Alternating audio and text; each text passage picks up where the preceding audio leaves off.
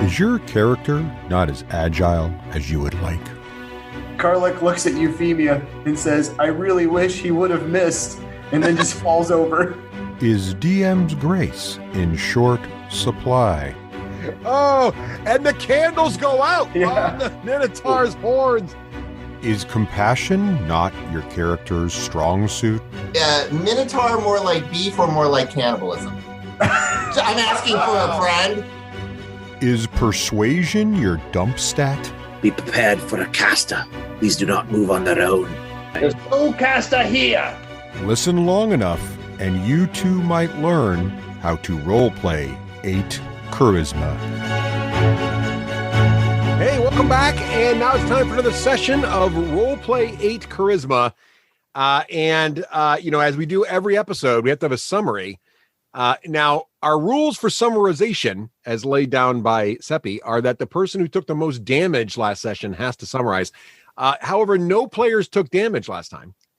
And so it was ruled that the Dungeon Master must then summarize in this case. So what I'm being encouraged to do is make sure a player every episode gets beat up, is what I'm hearing here. But I will be happy to summarize. So what happened last session, the party had, at the beginning of the session, we had recovered from a arrest after the party had dispatched 2 rather large cyclopses. And they were getting very excited, a little bit giddy about being able to explore the well, where everyone was quite certain to be some quality treasure down there, or at least one particular dwarf was certain there'd be quality treasure in the bottom of the well. As the last watch was ending, Euphemia and Seppi were having a nice conversation about morals and who's right and who's wrong and when you should kill people and when you shouldn't. And that was when they noticed there was some noise coming from the well. And it turned out that in the well was Phil and his assistant Neri. And apparently he was a pole salesman working for Viva La Pole Enterprises out of Waterdeep. And the party proceeded to pull him out of the well. Ulrich decided it would be the better part of valor to actually purchase 25 feet of mahogany pole sections. So he's got those now, which apparently connect together to be very fine poles. However, be careful of the amount of weight they can carry. So that happened. Also, they discovered that there was about 90 gold worth of coins on various allotments on the Cyclopses. And there proceeded to be a pretty vigorous discussion about how best to divide or not divide, or should you ever divide gold amongst parties. And once that was all sorted out, two other bits of import. One, as a thank you for being rescued from the well, Phil, actually, I think it was Neri actually gave the party members what was discovered on the end of a string hanging from a stick at the top of the well, which was a obsidian horse statue, which we later learned was a wondrous figurine that could transform into a nightmare. Unfortunately, it's still 48 hours away from recharging, and it recharges once every 5 days. There was also some business about it also having some possibly negative side effects, but we won't go there. In addition, it was also discovered, after Ulrich insisted that we go to the bottom of the well, that there must be some additional magic item down there. After a brief encounter with Monty Hall, where Joe was possessed with the opportunity to take what was ever in the bottom of the well, or a roll on a random magic items table, should he choose to play his fortuitous card event, he chose to take what was originally in the bottom of the well, which turned out to be a lovely magical pipe, which could generate smoke images of any monster of the smoker's choosing. I believe Euphemia carries the pipe now, but she is pledged to allow Ulrich to share the pipe. So that's where pretty much the session got to near an end. But then, which was just the beginning, really, then we decided it would be good if we would go ahead and scout out Cragmar Castle, which is the next point of interest for the party, because we are well aware there are some dwarves in there that potentially need to be rescued, along with potentially other items that are going to be critical as we proceed along our adventure here. So it was decided that Euphemia and Falric would scout the castle. And we did that with just a couple of quick rolls, with both stealth rolls as well as perception rolls. And we came back to see what is on the screen currently, a outline map of the castle with some pretty clear areas where the walls are collapsing. There were some guards where you can see in the little red notes there's some goblin guards. There were some hobgoblin guards. One particular feisty, powerfully armored hobgoblin was near the front where those little stairs are. And at that point in our adventure, if that was the last part you heard, you would have heard the party discussing that the way to do this would be to go in from the sort of the south side of the castle where that little red arrow points at those stairs, go up those stairs to that little side door. The player was to sleep those goblins there and go on in through the side door as a group. And that was almost certain to be a successful approach. But then what you listeners did not hear was after that session ended, there was a great deal of discussion on Discord about the proper way to handle the situation, and maybe there were different options. And so instead it was decided that, well, why don't I let one of the players share what was actually decided? So let's throw this over to Seppi, because I think John's about to summarize what happened next. But Seppi, what was finally decided upon before you decided to close in on the castle there? Oh, so I have a couple of things that I guess I could say that I bring to this party. And one of those is very intelligent cowardice.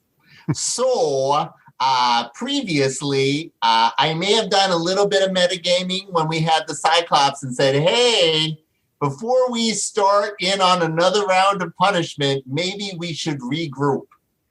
So what people aren't understanding is that John and Joe are spectacular tacticians. But if you put dice in front of them, they get very excited and bloodthirsty. But if you give them a moment of pause, their innate intelligence kicks in.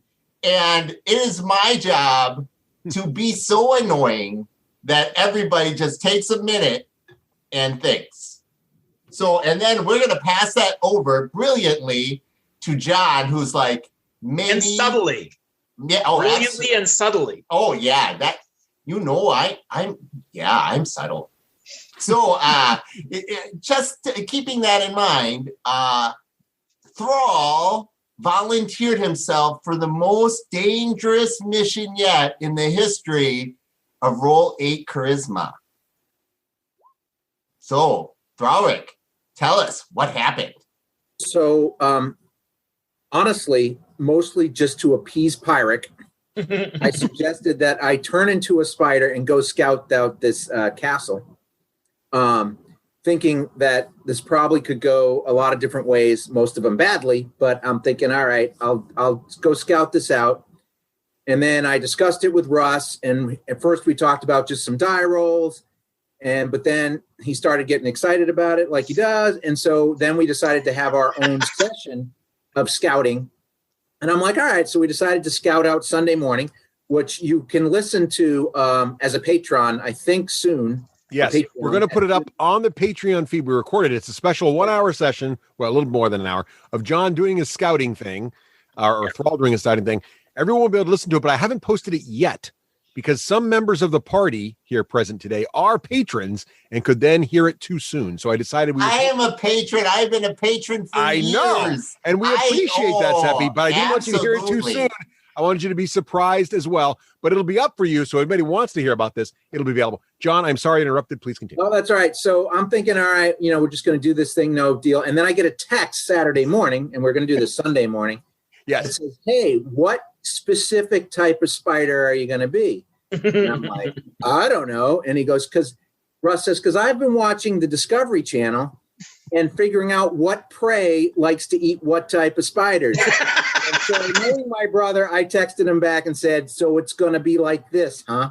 I think my response was something like, why would it not? I promptly jumped on Discord and started rallying our group for whatever possible things we could do to prepare ourselves for whatever Russ was going to throw at me.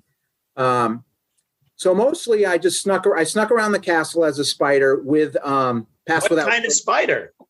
That never actually had this. I actually had Euphemia help me figure out what was the best one, but it was never actually mentioned. I was just trying to get out of him whether he was going to be a large spider or a little.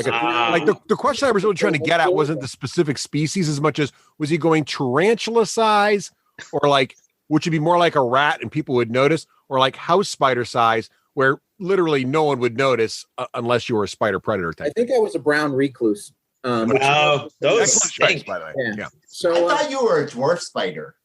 Well, that too, but that may be a real thing. I don't even know. I don't know anything about spiders. But anyway, so I ran around this place, dodging all kinds of stuff, which you can hear on the thing. So I won't bore you with that. So what I think we should do is, because the characters don't really know either, is we should go to the point, and I can read what I put on. All right, excellent. So, John, take us back into character here. So the party's been waiting for Thrall's return with bated breath. And what happens next? The party is camping where I left them. So Thrall breaks through the tree line where the rest of the party is camped. More than likely, they heard his approach as he threw aside stealth for haste with his last dozen paces. Breathing heavily and eyes wide, he speaks in spurts. They have them. They're bleeding them dry. Gruden and Adric. I think Hallwinter's dead.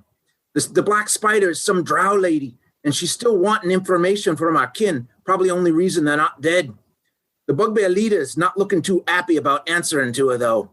Also, they have some holy Frostbeard Rockseeker runestone they're using during the interrogation. It glows when near our bloodline. Almost gave me away. We need to move sooner than later. Let me scratch out a map on some parchment. Place is full of badness, but I think there's a weak spot not too far from where our kin are strung up. Oh, Thrall, number one. I'm really surprised to see you again. Number two, good job. So I take out a piece of parchment and I rip it out of one of my journals and I give it to him, and then give him a pen and quill. And Euphemia, is there anything we could feed him? He must be parched from the transformation and the journey. I don't need anything to eat. Let me get this scratched out and let's get planning. I want to know what kind of spider so I could be prepared when he reappears. Just doesn't scare Euphemia out of her pants. You won't see me again except for as the large spider I've been, so you're fine. Okay. Oh, I'm very encouraged by the extra protection that Cowlick's speeches of bravery give us. Do you have anything for us, great Minibard? I think it's time to get to a plan. And then something that also rhymes with plan. Come on, let's get this map out here. I want to know where this bugbear is. I'm so furious. I can't even rhyme. I will put this plan in the sand. Damn. That's what happens when the bard rolls a 1 in real life, folks. There it is. All right. So after about 5 or so minutes of drawing, maybe 10, Thalric cranks out this brief, quick image here with his quill on this map. Now, fun story. This is actually a hand-drawn map that John drew while scouting, because the other rule I gave on him was you could not just take screenshots and send it over to the party. You had to just work this from your notes. And so John, being a former DM himself, or current DM, depending how you look at it, cranked this bad boy out in real time while he was exploring, which I thought was pretty impressive. So John, kudos to you. And his character does have Wanderer, which basically means he has perfect recollection of spaces and areas. So it's not really a surprise that it looks this good. So without further ado, John, take it away. All right. So here we're looking at this map. So I came in here where the arrow is on the, we'll just make everything match up with north being the top, even though it probably is not. But so I came in at on the eastern side here. Are we still south there, Thalric? What's that? Is our camp currently south of Cragmaw Castle? I don't know where are we in relation to this, Russ? Where's our camp in relation to the way this is set up? Sorry, your camp is due east from the way this is drawn. So the camp is over. Yeah. No, the other way. That's west. Whoever's pointing. Yeah. So that's other east. Yeah. So it's actually exactly where I came from as a spider. So that I made it easy. All right. So that's good. I jumped in through this little arrow slit here, and this is a barracks. And there's a hobgoblin caster just like the one we faced before. So he's got a lot of power, and there's like 3 other hobgoblins there on some beds. To the south is interesting. This is a barred door. The door is actually barred on the side of the hobgoblins because they keep an owl bear in there. Then this is all rubble here. And I think you could squeeze over this rubble, if I remember correctly, as a small person. And on the other side of this, where we were going to enter, is a door that has a significant lock on it. That's right here. And then This other door opens up to a banquet hall, and here's where all the goblins are hanging out. Right here is where we would have slept, those three, and then been promptly attacked by all the rest of them. So that wouldn't have worked out well. So at least Pyric saved us from that attack. So the rest of this area, this is goblins also in the front tower. This is more goblins. These are hobgoblins in the front tower. When Euphemia and I scouted out here, we saw the goblins standing there, but they're not there now. This is where the two hobgoblins and the heavily armored hobgoblin was. I do not know what happened to him. I haven't seen the heavily armored one. These doors were knocked in, so we could pass through there, but I don't know why we'd want to go that way. Just for people who might be listening without the visual aids, sure, you are working your way clockwise around the individual chambers of Cragmaw Castle. Yeah, so and you had started in one that was sort of a barracks area, but then sort of is long, and then moved to a large banquet area, which is also sort of a long shape with tables and chairs. And now you are moving up to, is this an atrium which has the two hobgoblins in front of it? What is that? So this is the main entrance, and then it's like an atrium, I guess. And then, so this is the other tower, and there's a hobgoblin barracks there on the northern tower, the northwest tower, and some more goblins here. This is a storage area, and it looks like maybe where they've taken some of the caravan goods they've stolen. That's where I found the bloody human chainmail suit and a sword marked with the emblem of Neverwinter, a longsword. How does that make you feel, Craig? Sad. And yet, at the same time, like destiny has forced an unworthy person to step aside. And so then moving across the mid, just get this midsection out of the way. This is a giant open room, and there were two hobgoblins guarding there. By open, do you mean it's open to the sky? No, none of this is open to the sky that I remember. Oh, okay. It's just a large space without anything. I climbed across most of the ceiling, so there was nothing open that I remember. Okay. This rubble here is blocked off. You can get through it through the curtain down here.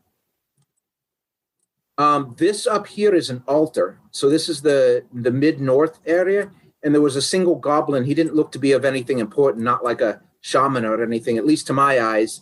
And he was just there giving prayer to the altar. But they didn't have anybody at the time standing in either arrow slit, keeping eye to the north. Interestingly here, now this doesn't seem to match our original scout, so I may have got a little wrong, but this front part here has a tarp over it. And the tarp on the outside is painted to look like the wall. So it's kind of like a secret entrance. And they only have one little tiny goblin there, which we could take out easily. Now, the only problem with that is if you continue along the north with the final and most important tower, which is the northeast tower, this rubble part, when Euphemia and I scouted it out, there were 2 or 3 hobgoblins there, which may cause an issue. This entering the last tower is where all the badness is. So up against the wall, to the southern wall of this chamber, are our 2 kin strapped to the wall, being bled from their femoral arteries into these bowls. This is a table here, and then there's the bugbear leader was standing close by, and he was originally holding the Frostbeard runestone. And then next to him was a dark-skinned or drow, I imagine, from the descriptions I've heard as a beardling. It was a drow, female drow, and I imagine she's the Black Spider, because that would make a lot of sense. Oh, I have a couple of questions then there, Carl. Yep. This sanguineous torture, was it ritualistic or was it just cruel? There was some purpose behind it. They were collecting the blood for something. I don't know if it was a ritual or they needed it. I don't know if they need the blood and the stone to enter the Echo Wave mine. That would be my guess. My understanding from everything that I know of the Drow is they live in the Underdark. And I thought the Wave Echo mine was underground. It is. Do you think, is your clan predominantly topside? Is it predominantly like what? I have not asked. I guess I should. Is it impolite? I look at Ulrich, and so like how deep do your dwarves go? Aye, we go very deep, but we also like to be on top sometimes. We have cities that go at the top of the mountain as well as go deep down. Not those type of tunnels, Pirik. I sometimes I get confused. Shadeen, do you know anything about the Underdark or the Drow? You seem very traveled as the universe is chosen and a gladiator that you've mentioned. No, I stick where the sun's shining and the pits that are above ground in the cities and things like that. I don't know much about being underground. I don't know much about Dragonkin at all, so I was very interested. I've never really been able to see in the dark until fairly recently when I was chosen by the universe, but we've gone over that already. Have you been chosen by the darkness of the universe? It's not like I like to judge. No, I think in the pits I was known as Shadow Child, and that was my role, if you will. And I think the universe saw that, and it sort of chose that as the idiom through which to communicate with me. I would have liked it if your gladiatorial name was Hugs and Cuddles. That would have been, you would have been. I killed Hugs and Cuddles, and I cut his head off, and I paraded it around. But he was a good man. Euphemia, I have some questions.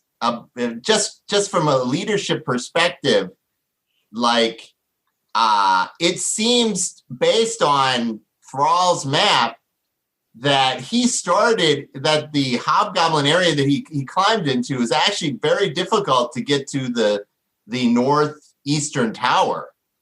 That you can only go through that central area to get through it. And I think Ulrich has a plan, but what do you think we should do? Well, we could also, it looks like from Thrallrich's drawing, it looks like we could go up the rubble. Could be guards and stuff there. And I have a couple questions for Thrallrich too. We were traveling we were with Adric, we were traveling with 2 humans. Did you see any of them? I mean, I didn't get to know them that long, but I feel bad for what may have befallen them. Are we to rescue them too? Well, I pretty much saw everything there was to see, unless there's a secret door, which is quite possible. Okay. But I honestly think the only reason our kin are alive is because they need them.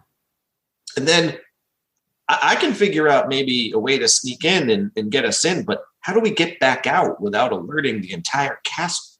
Well, there's some ideas here. I didn't quite finish. Right here in this room in the north is another hobgoblin caster, so that poses a problem.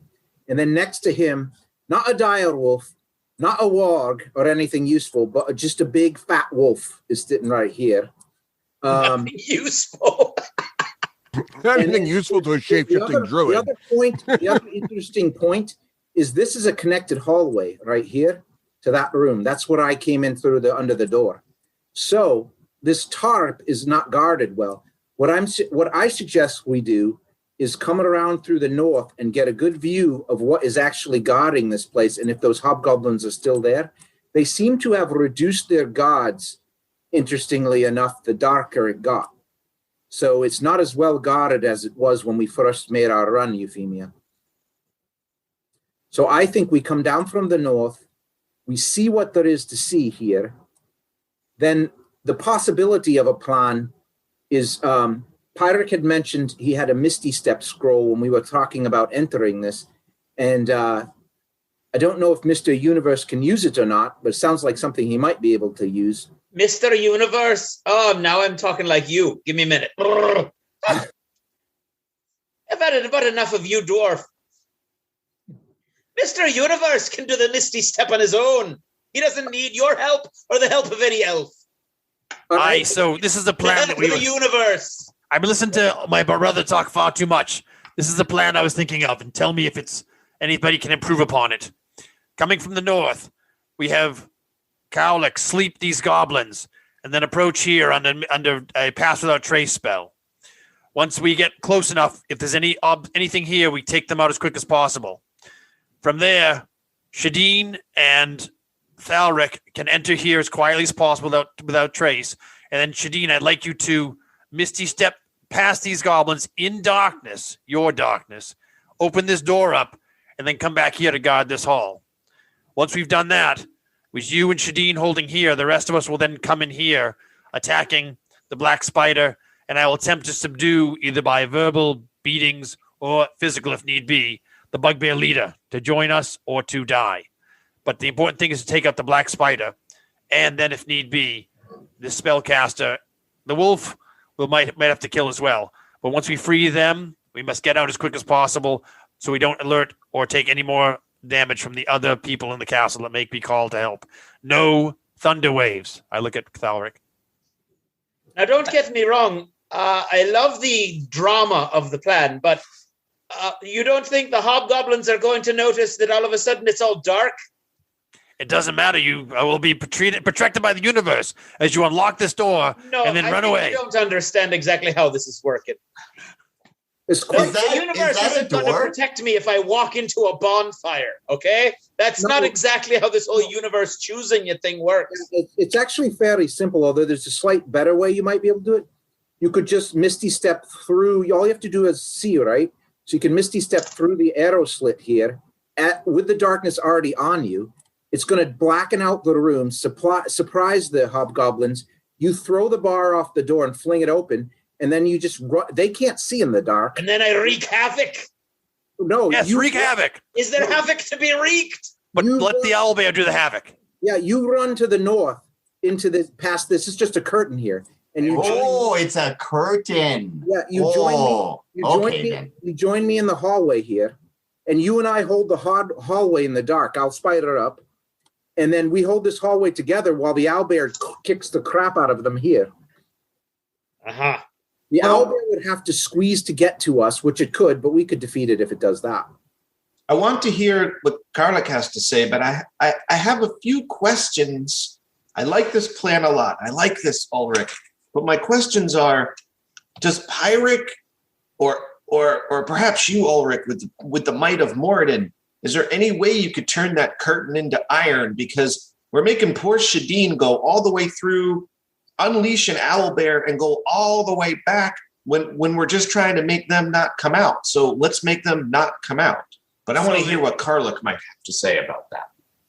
If Shadeen bounces back along the beds, he'll be sure that he won't end up dead. I like that song. And he can always pull the cover over his head. He would never pull the cover over his head. Just to give you an idea, this is not very big. I'll show you something here. This right here is 15 feet. That's it. So this room right here is about 15 feet across. Mm-hmm. So he misty steps in one move, flings the door in the other move, and then runs back before they even know what happened. Or he could run in, open the door, and misty step out. That's true, too, except for he won't be able to misty step through the curtain because he can't see past it. Well, he'll be in darkness. That's why he could run through here. Just run through as a surprise. Right. I mean, you could leave it open. Your darkness will cover most of this room. Which means they won't be able to attack you when you're under your darkness. If you have it attached to yourself, it'll follow you around. So, I mean, you don't have to do it. We can just hold this hallway together. No, I don't. I'm not trying to avoid my role. I just want to understand what you're talking about. And you're not holding this hallway by him. He's not holding this hallway by himself, Euphemia. I'll be with him. And remember, the whole point of that is to release the owlbear, which we believe is an enemy of the hobgoblins. Right, because the owlbear distraction. Yeah, the owlbear commotion will cause any other, like it'll make noise. So whatever we're doing in this northern chamber will be less likely to cause a problem. Now, one little thing that maybe Karlach will allow, one of the things I was able to pick up, because I know Pyric doesn't believe this, but I'm a really good judge of character. And that bugbear does not like being subservient to the Black Spider. He does not like it at all. So if we let him know that we're just there to take out the Black Spider and remove our kin, we do not have to fight the whole place. We could just get him and get out. Okay, so a couple of things. I know this has been an issue lately for us, but I want everybody to understand sanguineous torture means bad person, pretty universally, like in everybody's book. So when we go there, we're not talking to them. We're not winking. No, oh my God, no winking. Oh, the confusion around eye movements with us as a group are just mind-boggling, but whatever. And so you just want to burn the place down then, Pirate? No. I want to use the righteous cold fury of the North and do right. All right. And by doing that, I want us to save our kin. But if things go wrong, I'm going to burn it all down to the ground. Just don't you worry. If things go horribly, horribly wrong, or the dwarves are dead, I might flip a switch, and it might be pretty for anybody. So I would stay out of my way. Agreed. One more thought for Ulrich. Is there any? Let's say we get them, we knock out the black spider, and we're out the door. Do we have any fog or anything that you can protect us as we escape? Yes, I have. I have 4 fog clouds I have to be able to drop. You ate a lot of last night's soup. Yeah. Yep. I don't eat her soup. I eat just nuts and berries, so it preps me for just this cause. The other thing that is a possibility, if we don't want to talk to the bugbear, Karlik, you might appreciate puppet mastering the bugbear by charming him. I can't imagine he's very strong in the head. I've been thinking about this bugbear bill, and really, your kin is still alive. It could be due to him, and he could really be earning some goodwill. You sound like Cleric now, but okay. I mean, I shake my head. I never know what to do. Like, this whole bugbear thing is also a hot button issue for us. So I love the Ulrich plan, but I would like us to talk about fine-tuned points. Is that okay, Ulrich? Absolutely. That's why I wanted to bring everybody in on this. Okay, so I can also, if we are going to do sleep and awe, it was shock and awe, but now we've known better. We're going to do some sleep and awe. We can have a Cowlick handle the goblins to the left, and then I can sleep the goblins to the right. And then the best possible scenario is if Mr. Universe is so quick about what he does, the hobgoblins in that room cry out that the owlbear is out, and they don't even think that it has anything to do with, the universe's chosen raining righteous fury down upon them. Right. Well, the room, as far as they know, it just gets really dark in there all of a sudden. There is a caster in there, so the caster is probably going to figure something out. It also gets really dark for me every time Shadeen has a moral dilemma. I feel that darkness into the core of me. The other thing that if Shadeen's never had a moral dilemma. I wasn't aware that Pyric has sleep, but this area where we're talking about the 2 sets of guards isn't that big. So what you could do is time your sleeps so that you drop it so it overlaps both, perhaps, if that's possible. And it should take out the weakest of them first. So you drop it. If it gets the goblin and then these hobgoblins up here, potentially where this question mark is, and then Cowlick drops his a second afterwards, and then you could double down your chances of picking off an extra one, maybe. Oh, I know you have memory loss, but this one's not your fault. The last time I used a sleep spell, Cowlick was with us, and he loves to remind me how absent-minded I am with possible hostages and flammable situations. It's his favorite thing to remember. It comes up more frequently than I care to mention. I say we head out and check out that area of question, and then we're gonna have to make some decisions on the fly. But the last decision is up to you, Shadeen, and how much you believe in the universe. Would you rather approach from the east here and Misty step into the room through the arrow slit and then do it and run as in darkness and then run back? Or would you rather come with me down through the top? We'd all be together, and then you and I can get a position in the hallway, and you can do it as Ulrich had described. I think the greater glory here is sharing it about a bit. I'll go with the rest of yous. All right, so that makes it easier. We don't have to time it as much. So we all come down from the north, and we'll see what's what. So is everybody ready for that? I can cast. All right. Once we get about 90 feet from the actual goblins, we should have Euphemia or maybe Thalric, unfortunately, scout ahead to see where they are. It'll be dark enough they can only see about 60 feet in the night. And the spells, I believe, go further than that. So if we can sleep them before we get there, it might be helpful. Okay, 2 things for preparation's sake. Preparation's sake helps in a lot of, burning situations. And so, number 1, I love our Minibard, but he's got problems with the dark. Number 2, we should spend a time to get a little inspired, because I feel like as much inspiration as we can have matters. And number 3, have you consulted Moradin on our likelihood for success? Great spiritual leader of our party. All dwarves believe in reincarnation, so if we fail, we'll be coming back to do this again. That is not helping my internal terror, but thank you. Euphemia does have a question for Pyric. Oh, no. I've done so much talking, Euphemia. What is it now?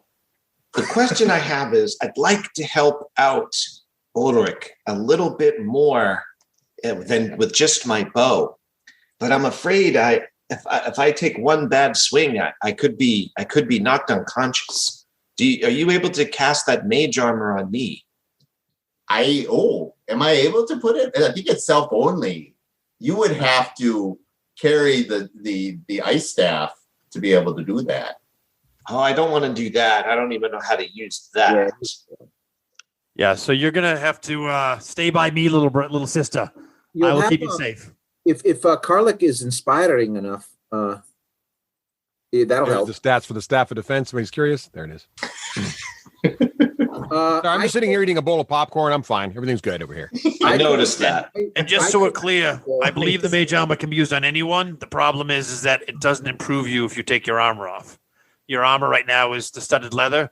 It's already +2. You only gain +1. Talking stats, you only get +1 more to your AC by doing that. I see. It doesn't stack with your armor. And just stat wise, just so we don't have to go, I could put bark skin on you, but I only have 1 second level spell left, and that limits my other abilities later on. So, because I won't be able to pass without trace, which is huge for us getting there. So, Karlik and I should be able to handle this. I'm hoping handle this room when we come in here. And you're going to come in and just do your stabby stab when we're there to give us extra death. Okay, question. Yep. We sleep, folks. Are we going to take the time to provide the universe's justice on all the people that we sleep, so we do not have to worry about them later? Yes. Okay, then. Who wants to? Shadeen might be our dragonkin for this particular. I don't think normally when I sleep someone, I bury them under the bodies of their friends and then later on burn them to death. That's my normal coup de grace method, but let's not talk about that. I have the vision of my kin being bled out permanently in my. Yeah, no, they've got to go down. Mine was more of a question of timing. I will happily slit their throats. Okay, let's see. You can do that nice and quietly. We'll just, we're keeping messes. When you guys enter the primary chamber where our kin are, it's going to be imperative that the caster and the black spider are taken down as quick as possible. Focus fire. Okay. My first guess is that this caster and then the black spider. Do not worry too much about the wolf. The best they can do is do some damage and knock us down. But when we take these 2 down, hopefully the rest will go. It's also quite possible this has changed quite a bit because they don't stay static. What's with the Celtic cross up here in the corner? Those are braziers. Is that fire? Not remotely as interesting. Fire. Now I'm going to remind you that you do not want me casting spells based on fire. It makes me slightly unhinged. So, if you see me tossing spells, that's just a general sense of how I feel like the plan is going. That's fine. All right. So are we prepared to move out then? We need our pep talk, Karlik. This is a good plan. Let's go save your clan. See, plan and clan. It took me a bit, but I figured it out. Nice. Earlier. It's got it. You found something to rhyme with it. Yes. I have prepared a poem for us. One was in case you happen to fall, Ulrich, but I'll save that one perhaps for another day. But here is my next poem for us, a bit of a limerick. Heed our song, fill our hearts in the name of Frostbeard. We come to call, speed our hammers, guide our claws. From Owlwell we come fast, the black spider shall fall. Our kin's imprisonment shall pass. In the name of Frostbeard, we come to call. Take a point of inspiration for that. Oh, I'm inspired as a real person. Yeah.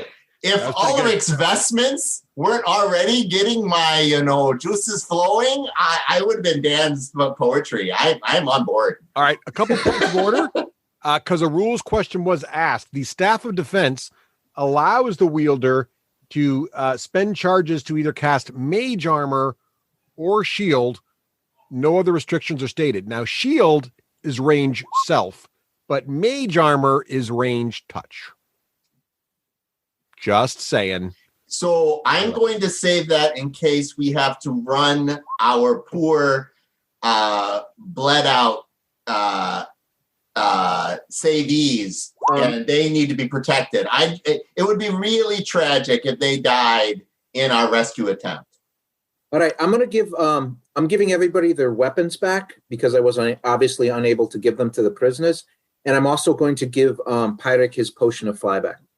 Oh. Now, it's not too late. I had this other plan that we have a giant growth potion and a flying potion that we could just give to Cowlick, and then I might light him on fire just a little bit, and we just march him towards Cragmaw Castle as Cowlick the Destroyer. Let's save that for another assault on a castle. Okay, we'll say that's Plan Gamma. So Plan Alpha is what Ulrich has. Oh yeah, absolutely. So Plan Alpha is Ulrich's plan. I think this is a great plan. Plan Beta is burn everything down to the ground and enjoy their screams. And Plan Gamma is Cowlick the Destroyer. Got it. I have it all down in my notes. And Plan Zeta is we all re-roll new character. Ah, yes. Oh no, no. Right, no. So That's Plan Z. Are we ready? Are we ready to? Zed's dead, baby. Zed's dead. Let's move out. All right, I'm going to cast Pass Without Trace, Russ, and we're going to head down. We're going to try to head in a way that we can end up north or up here, so we can see this area where I have the G and the question mark. We'll cast sleep. As soon as Russ wipes the salt off his fingers, do we have an actual tactical battle map that we're going to go to? We do. We do. Once we're ready to get there, you got to get there first. You got this little journey through the woods. So no, we're just going to play on John's map because I kind of like it. Actually, came up pretty good. Oh, come on. Don't bug the universe, especially when he's salty. Come on now there, Craig. We're going to play on this map where, guys, seriously, this hall is 15 feet, but this other one is 10. I'm kind of just enjoying and listening and eating popcorn, honestly. I got to work. Do we get, Doc, we get temporary hit points for the party? Yeah, 7 temp HP. Oh, and for sleep, do we want to do that 90 feet out? Is that the plan? I would do it like 70 feet out just to give us, because it's going to take a while to close. We want to get, but we might want to, let's go 100 feet away, and then we might want to do a scout with more quiet people to see what it looks like real quick. Like send Euphemia up or something.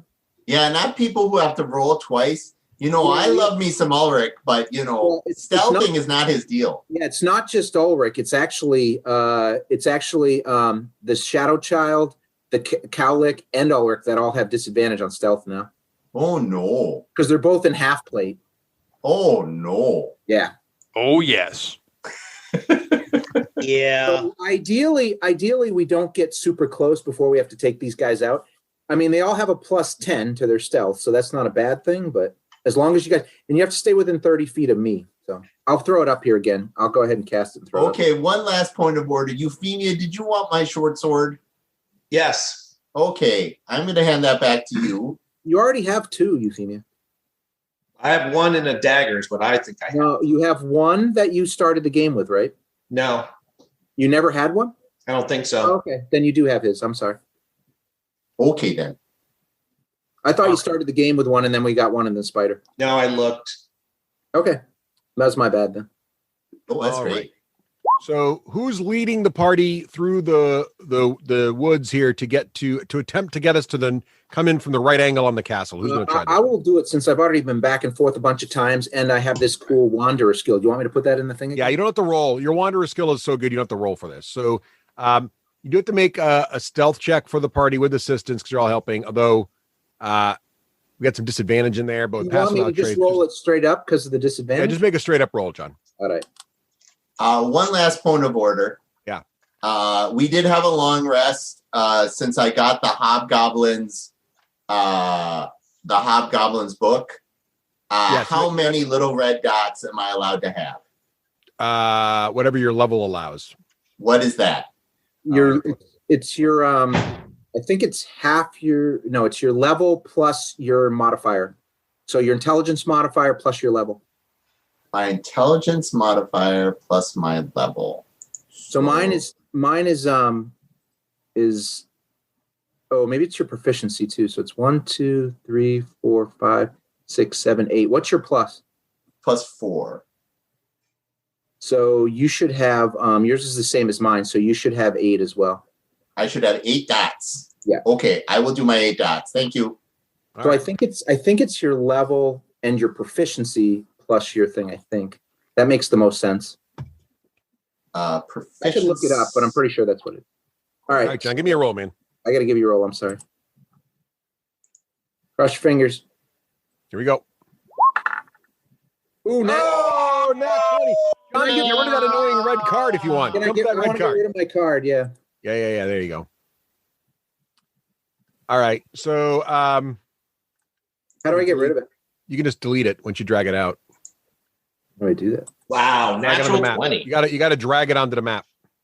Oh, drag it onto the map? Yeah, drag it from there onto the map. Yeah. But you got to hit the map though. There you go. And then you can I'll get it. Dead. Okay, great. Gonzo, you cleared that out. Nice job. That's actually a 33, Russell. 33 is quite good. So you make it silently, perfectly, and coming in from the angle you want to go. So my understanding is correct. Why don't you go ahead and draw on the fake map there, John? Not the fake map, the well-crafted, hand-drawn map with a little pen or whatever. Draw who's going in, just to summarize, because there were several different ideas thrown around. You're going in from there. Perfect. We're coming in this way. But we're stopping about 100 feet out and see what we can see. Okay. All right. Then who is attempting to sort of scout from a distance? Is that Euphemia? Well, we all went to 100 feet. Got that part. You're 100 feet away. So, and make a perception check.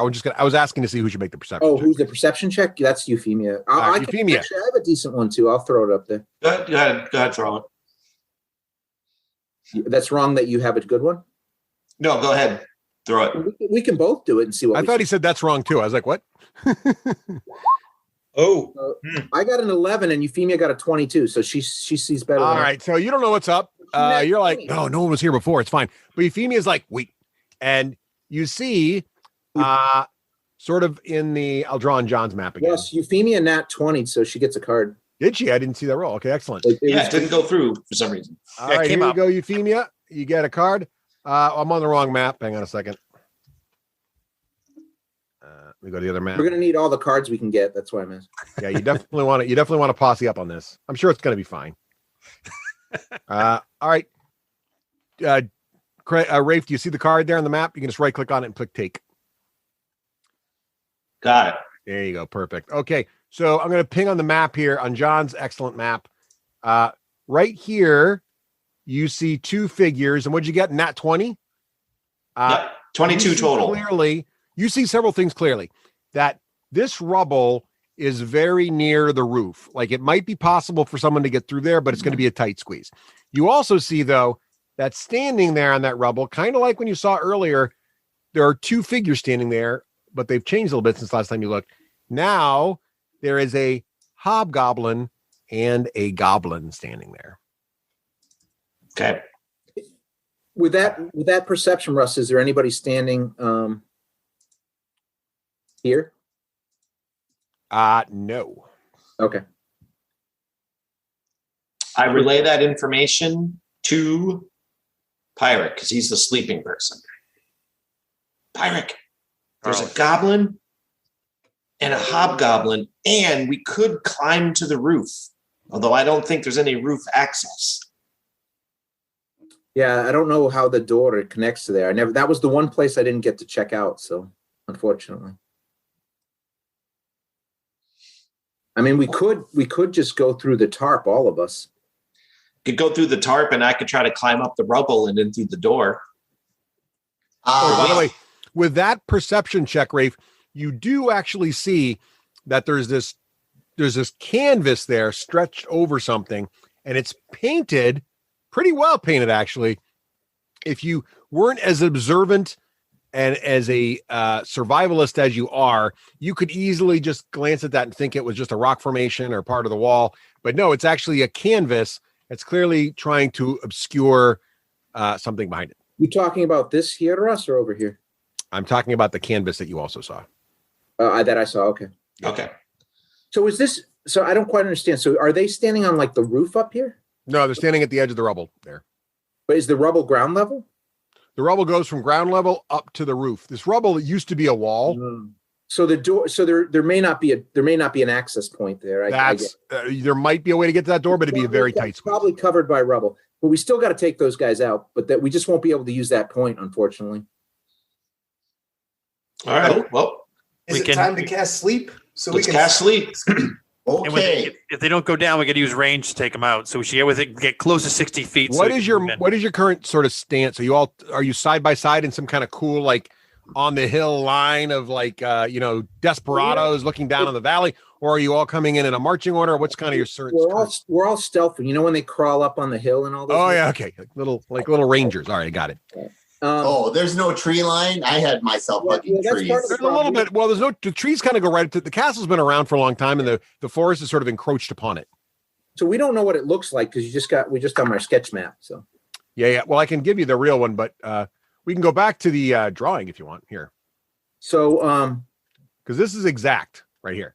So what you're looking at is the guys I just said are basically here. So John's drawing is not quite exact in this particular right. Yeah, area. it's off in this area. So this looks impassable. This opening here has got the canvas across it, and this looks impassable. This looks something small could squeeze through there, maybe, but not a minotaur. And over here, where I'm pinging now, this is a path probably, but there's the canvas stretch across it. All right, let's sleep the two through the canvas. All of us. Well, there's 4 potentially, right? No, there's just one goblin and hobgoblin we see. Aye, but Euphemia, you might want to take a moment to give them the old kiss of when you go past them.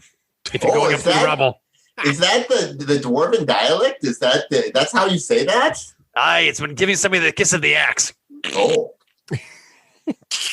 So, Euphemia, if one of them doesn't go down with the sleep, which will probably be the hobgoblin, be ready to put an arrow in them. Ready. Take an aim. Well, I could super sleep them. It might be worth the super sleep. And then Karlik, you could always be a backup. Now, for our listeners who don't know what super sleep is, what is a super sleep? Well, I remember I wasn't always as exciting as I was before. And so I go back to the time when I was training to be a sage. And there was one particular wizened. Oh, no, I'm sorry. I was casting the spell on all of you. Yes, I add 1 to the level for the casting of the spell. And yeah, it sounds a lot like mumbling, but then there's a couple of coughs and maybe some wheezing. Got it. So it adds more hit dice to roll to try to sleep. Yeah, but have you seen me roll dice? It's a dicey probably affair. The extra little chutzpah there. When Shadeen reaches out and the universe smites somebody, what does that look like? A beam. What kind of beam? A beam of crackling energy. So it's bright. Okay. I might even say if you wanted, Euphemia could do her bow attack, and then you cast sleep to bring their hit points down. It's a good idea. That's a thought. That's a smart thought.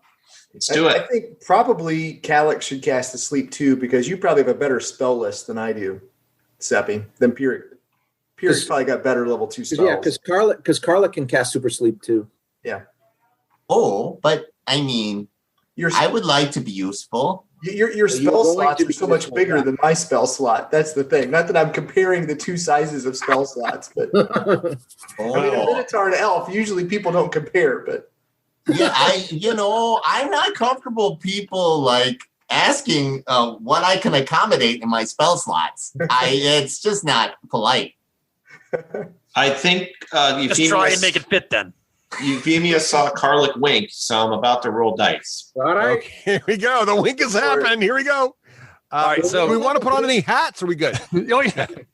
I would like actual tokens if we're shooting at things. Is that okay? Universe. Yes. The only reason I'm not putting tokens on there is my combat map is not prepared for this range. So I'll flip over to the combat map, but just know that the ranges may be larger than they appear. And I believe we need to be 60 feet away for that sneak attack from Euphemia. So do we Due to the range of my bow or due to some other reason? Sneak attack range, I believe. Or to the nature of the pole. No, Because if you're outside of that, it's a disadvantage, and so that means you don't get advantage. His bow's 80. Oh, it's going to be 80 feet. Yeah, the bows are longer than they used to be. And there's no such thing as a sneak attack range. Yeah, that's what I was wondering. That's Okay. not a thing. I do get advantage due to my scout ability. So my understanding is that I'm going to hold my action until see if Cowlick fails. So Cowlick's going to hold his action to see whether or not the arrow lands. So regardless of whether it lands or not, they'll be alerted. So as soon as the shot goes off, we both attack. And You both cast. you'll have advantage anyway because you're hidden and they don't know you're there. Oh. All right. So here's the situation. I want to make sure whenever I make a new map and put your tokens on it, sometimes the lighting rules get messed up. So can everybody see okay? It looks like John can see okay. Yes. I see nothing. All right. You see nothing. All right, hang on a second. That's the universe telling you this is going to be a problem. Yeah, you might be screwed. Actually, it's the universe telling me that I am in shadow. My home. All right. Cowlick is currently also in Shadeen's universe. Ah, you love it here, brother. It's so dark. Let me check dynamic lighting. How are we guiding? How about now, Who's going Craig? to be the seeing I eye? now see a splotch of green. I can take point, Pyric. I know. Can you I see mean, now, Craig? you guys are Yeah, fine. I'm I'm worried good. about Cowlick inherent blindness during the like. How dark is it out here? There, Russ? I'll guide Cowlick. Euphemia can guide the party. We just got to stay within 30 feet. Yeah, so don't move your tokens. We have a couple rules here. Don't move your tokens because you're farther away than that. And so you're actually, like I said, about 60 feet away. You're on this. It is past dusk. So when Dalric first went scouting, it was dusk. He's gone all and done his scouting, which took a while. Then he came all the way back. So it's like 10 or 11 o'clock at night now. So it's pretty dark. But Is there any moonlight? well, I'm going to roll for that right now. So let's see. We don't want any, do we, or do we want some? We're going to see. 72. Yeah, it's a crescent moon tonight. So there's a pretty good light, but it's not super bright. The moonlight, dim lighting, still they have a disadvantage to spot us, so it's fine. But Yeah, it's still dim lighting, yeah. The good thing about it is you can actually walk in it without tripping over yourselves. Even Right. if you And Carla can actually see things. And Yeah. Shadeen, I don't know that. Do you have dark sight? I don't think. Yeah, I have better than dark sight. Okay. Joe, do you have a dapper hat to go with your dapper vest? Oh yeah, that's perfect. We aren't in combat yet. All right. So what's going to happen here? Is Euphemia going to fire her bow? Is that what's happening? Yes, Euphemia's firing her bow, and then Cowlick is sleeping them. And if Cowlick's sleep fails, Pyric is sleeping them. And if that fails, Shadeen is smoking one. And if that fails, we roll for initiative. That's right. Well, we all have a surprise round. So No, you do. I'm just saying, if all that fails, we roll for initiative. Right. All right. Rolled an 18. And who are you shooting? Grace? Hobgoblin. Hobgoblin. All right. You got an 18. That is a hit. Go ahead and roll damage. Okie I would have never thought to hurt him before sleeping him. That's a why great did plan. I roll all my dice? I don't know. Yeah, when did the plan go from sleeping and slitting to have the halfling shoot an arrow? I missed Because if you reduce their hit points, that you they're easier to put to sleep. Our master tacticians have kicked in again. Nice Yeah, job there, That's Owen. right. Rafe, how many dice are you rolling there? How many arrows? just 3 dice, Rafe. Hold your No, it horses. just keeps rolling dice. It's like Hold your I want more horses. hit points. I want more hit points. Hold your horses. All right. I have a scout ability. It's called piercing. I can re-roll the lowest dice, and I have to take the dice that I rolled. Mm-hmm. So the dice without the adding, I don't know why I did that. It's a 6, a 4, and a 3. So it's 10, 13, plus my modifier, which I think is 6, but I'm not sure. And you do 3d6 because surprise attacks, right? Is that what's happening? Right. Modifiers your dex. It's plus 4. So 17 points total. 17 points total. All right. Your arrow strikes him right in the forehead, and the hobgoblin goes down. Whack. And the goblin looks shocked, but before he can do anything, the rest of you get to go. All right. Map is still black for me, Russ. Oh, is it? Oh, that's because you have no night sight. Hang on a second. Exactly. This moonlight needs to kick in. I got to give you dim vision here. Hang on a second. Casting sleep at level 2. Nice. Woo-hoo. 38 hit points. Unless this is a level 9 goblin swashbuckler, I think we're good. If there's anybody within 20 feet of them, it'll spill over to them too. Yeah, Russ, if there's anybody else within 20 feet of him too, it'll get him. What did you shoot him with? Sorry, I missed it. Sleep. Oh, sleep. Within 20 feet? 20 feet. Yeah, 38 points. It did 38 hit points. Right. No. It's a 20-foot radius thing. So. No, I know, but does it need line? I think does it go through walls? That I probably not. I don't. I would think not. But it sounds like people are thinking it does. So let's look it up. Yeah. I don't think. I thought you need a line of sight, but I could be wrong. No, I don't think it unless there's an arrow slit, maybe.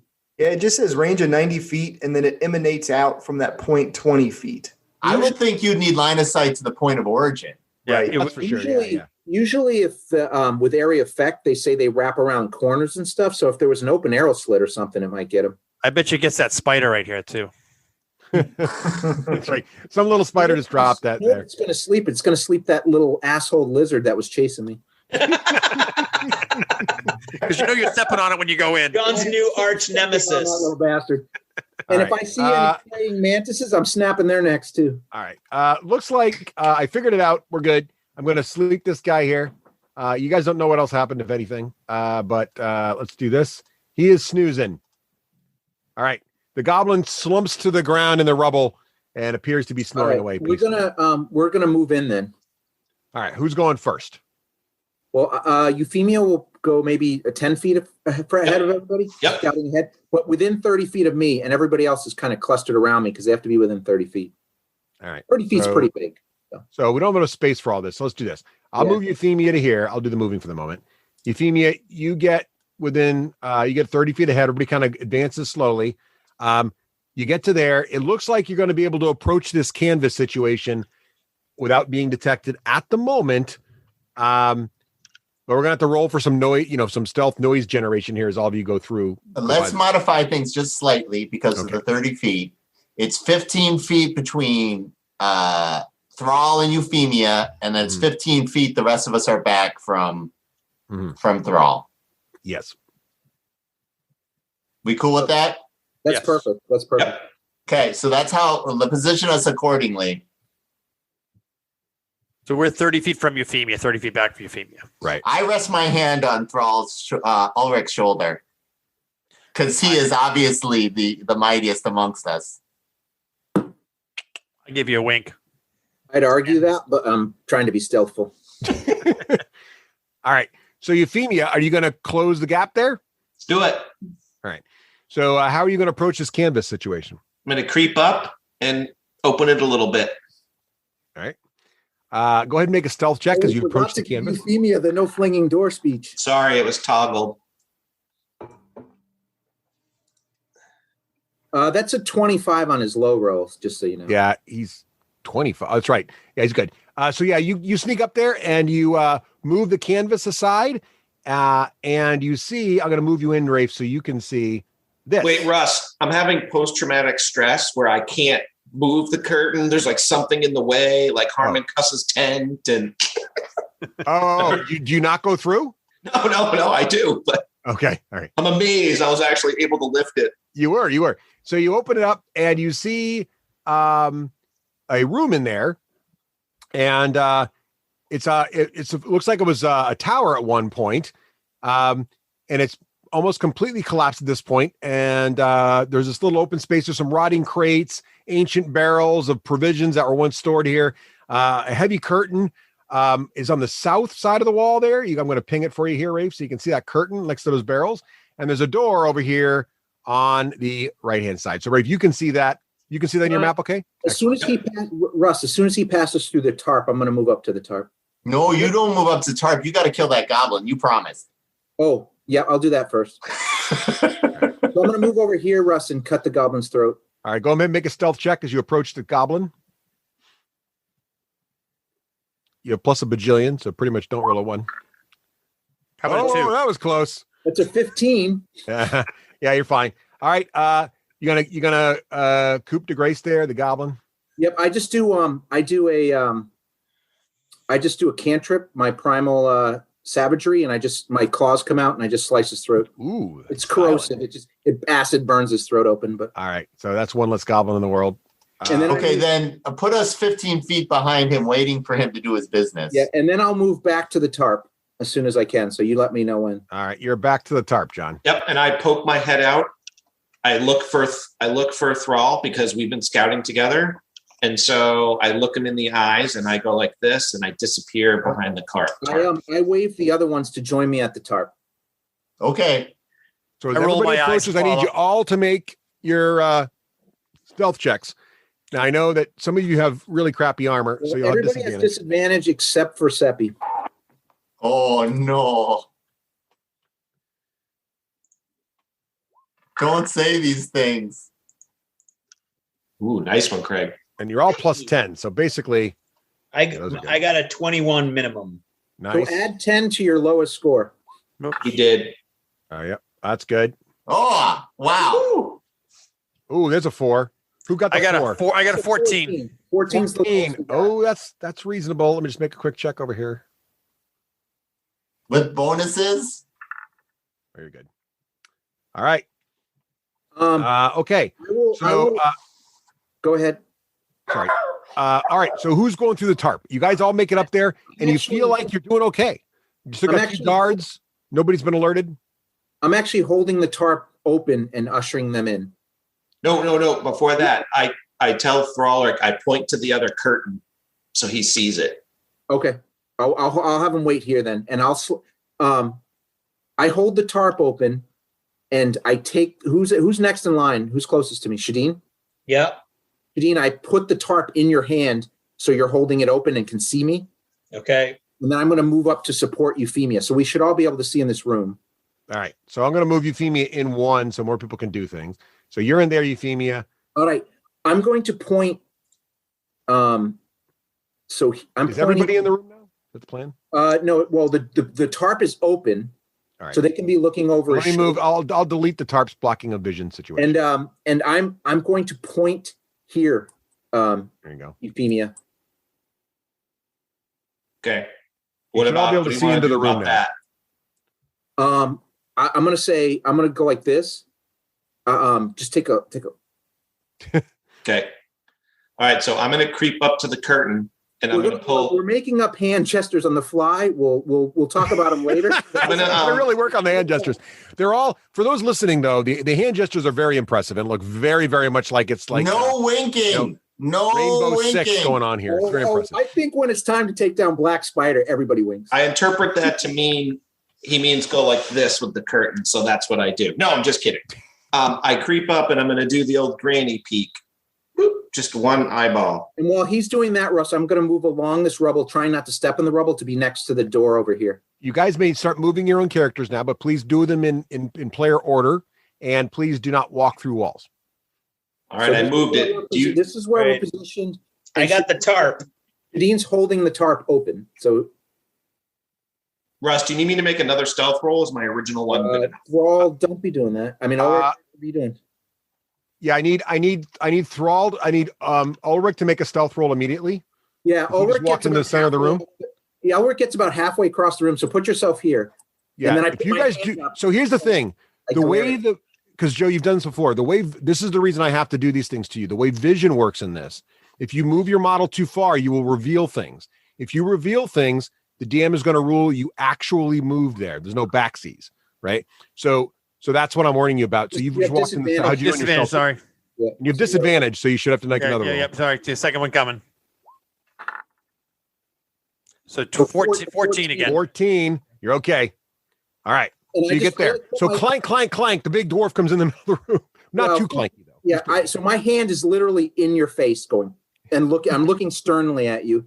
Okay, according to the plan, Shadeen should not be holding the curtain. Shadeen should be next to go do Dark Shadeen Universal. Not yet. Once we all get in, don't worry.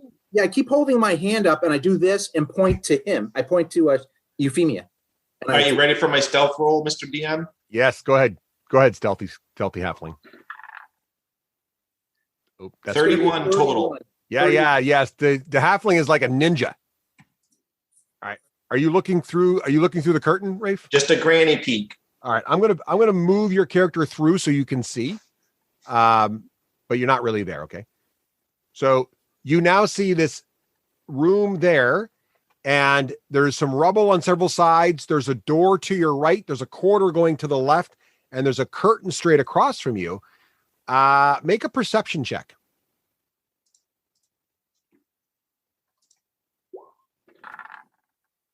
Seven total. 7. Yeah, that's all you notice. Okay. It's fine. All right. I pop back through the curtain. I give Frolerick, and I move to the door and check the handle. Okay. All right. So you're going to the door now? Yeah. Are you checking the handle for traps? Is that what's happening? Nope. I'm checking to see if it's unlocked or locked. Oh, the door appears to be unlocked. Okay. I look at Frolic and I go like this. All right. I will look over the door real quick to see. Is there not enough room for everybody in whatever chamber this tarp goes to? Why are we waiting outside? Because I wanted to see if there was any no immediate guards on the opposite side. Right. But we can't tell you that. That's why you're standing outside. Right. Because I'm getting antsy. I'm just gonna say. Well, I say bring him in. Bring him in. I'm sharing a look with the elf and the minotaur. Like, seriously, are they going to leave us out here all night? Plus, while they're figuring that part out, I'm going to look this door over to see if there's any obvious traps. I'm not a thief, but I have perception, so I don't know how that works. Well, I didn't say I wasn't going to do it ever, but the first thing I wanted to do is check the doorknob. Okay. Let's bring him in. Let's bring him in. I hold the curtain so the two larger members of our party can shuffle in. I bow. I give you a little nod of the head. Thank you. All right. And then I'll check for traps when you tell me, Russ. Shadeen, I need you to make a stealth check there, Shadeen. Disadvantage, yeah. Oh, pass without trace is keeping the party nice and quiet. Nice job. All right. And then Karluk, how far in are you going, buddy? Right to that point there behind Ulrich. You haven't moved far enough to require stealth yet. You're good. All right. When I get up behind Ulrich, I'm going to say, sieging Cragmaw Castle, not that bad of a hassle. And Bardic Inspire Ulrich. I feel like I've got a Bardic tassel. All right. I point at my eyes and then I point at the lock. Got it. What is check traps again in this world? I think it's just perception, but because you are a thief, you get to have I don't know if it's. It might be sleight of hand. I don't know. You need to get on. For him, Reddit. it's the same stats, probably. Yeah, you need to get on Reddit and figure it out if it's Dex. Yeah, I have to look that up. I keep forgetting. I always forget to. It seems. And then it's something. If you have the thieves' tools, do you get? Yeah, well, the thieves' tools you're proficient with, so that's what you would use to pick locks and to disarm traps. It just gives you proficiency. It would be your Dex. It's your Dex plus your proficiency for disarming and opening locks. I just don't know what it is for finding them. All right. Detect traps. It doesn't make sense to me that you'd have to use your wisdom because that sucks for rogues, but maybe it's part of 5e. I don't know. It could be investigation. Maybe. I don't know. That's a spell, so that's not helping us. Could be performance. Do a little arty. Detecting, enabling, disabling a trap. You would think it would be something that falls in their class, but maybe not. I don't know. Yeah. I feel like it looks like it's wisdom. I feel like it's probably dexterity, but it says here. It says it's wisdom. It says wisdom in the yeah. It's right in the rules. 20. It's a perception check. I was right the first time. It's a perception check. Go ahead. Yeah. Nice. Can anybody do it then? Yeah. All right. Yeah. Well, then I'll look for him too while he's looking. Oh, I rolled advantage because I thought you were helping me. Oh, that's fine. I'll give you advantage. That's fine. How'd you do, Rafe? 13 total. You don't. Doesn't feel like the door's trapped. All right, let's open it. I'm going to give it one eye. Peek. All right, make a stealth check again.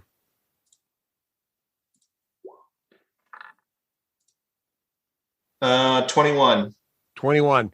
Okay, you open it with one eye, and I'm going to move you through here, even though you're not, and you're going to see something. Are you ready? Yep. You sure? Yep. Don't get too excited. All right. All right. This is what you see. Okay, so straight ahead of you, you're in an L-shaped corridor.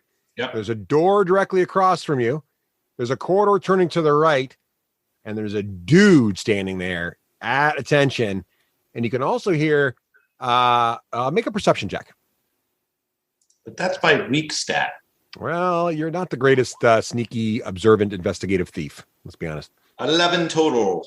Yeah, that's all you see. You see this guy is looking back, but he doesn't seem to notice you. That's the good news. I'm going to move you back to where you actually are. So you're actually on this side of the door. I look at the group and I go.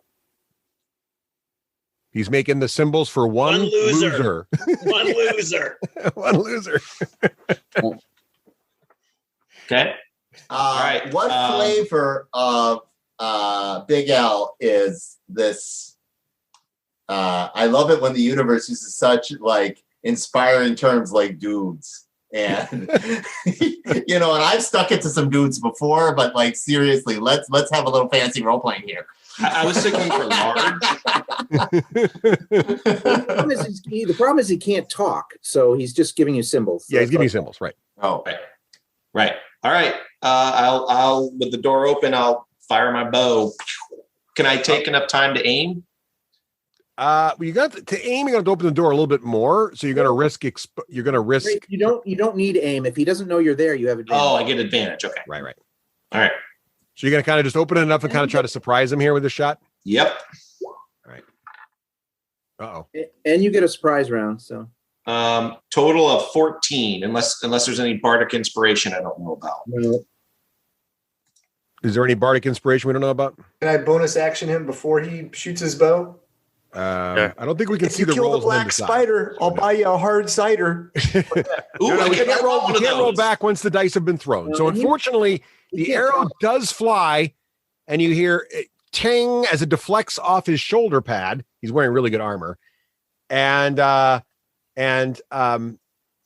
is, you guys do get a surprise round technically. Yep, I open the door. So the halfling shoots the bow and throws the door open, okay. It open. She just. The game is afoot. The game is afoot. Why don't we do this? Why don't we go ahead and do initiative here to see who can do what now in the surprise round order.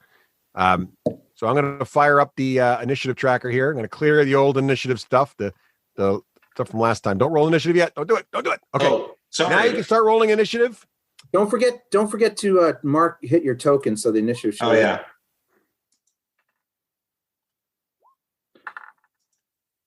I'll go last. Oh jeez. Maybe not. You'll probably still go last because I'm got a really high plus, but oh well. Russ, do you want me to roll it again now that I've selected my token? All right. All I've got is I've got initiative for. Well, tell me what you rolled. I'm going to put our bells in here because people. I got a 20 total. So let me 24. add. You got a 24 So total. who didn't make the list? Let's see. It looks like Euphemia missed it, so I'll add her to the turn. And what'd you get, Rafe? 20 total. The 4 is 20. included. And then who else missed? Looks like Shadeen got it. Craig, bonus point. Did. Ulrich made it. Ulrich made it. Karlik made it. Pyric looks like he missed. Pyric, where are you? Here we are. I'll add you to the turn counter. And Pyric, what did you get for initiative? 19. 19. Well, you guys did well. So 1, 2, 3, 4, 5. On there twice. He did make the counter. Oh, he did make the. My bad. There we go. All right. Okay, excellent. Let me just sort it out here to be an initiative tracker order, descending.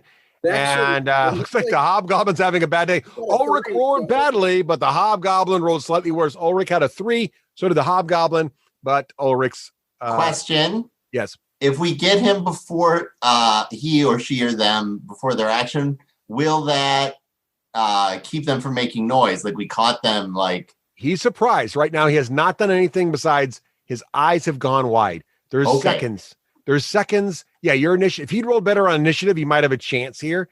But it's not looking good for the hobgoblin. Okay. But I'm really curious how you guys are going to do this without making lots of noise. Let's see what happens. Shadeen. Now Euphemia, you're gonna want to use your aim now because he sees you. Yeah. But it's Shadeen's turn. Oh, go ahead, Shadeen. And I'm confused. Like, so I saw the halfling kick the door open and shoot an arrow. Yeah, well, not quite, but the halfling pulled the door open towards her quietly and shot an arrow, and the expression on her face seems to indicate she was not pleased with the result. That's all you really know at this point. If I stand right behind her, I stand right behind her. Can I see through the door? Yeah, you can. In fact, I will now remove the door vision blocker setting here. Kind of handy. So you should now see through the door, Craig.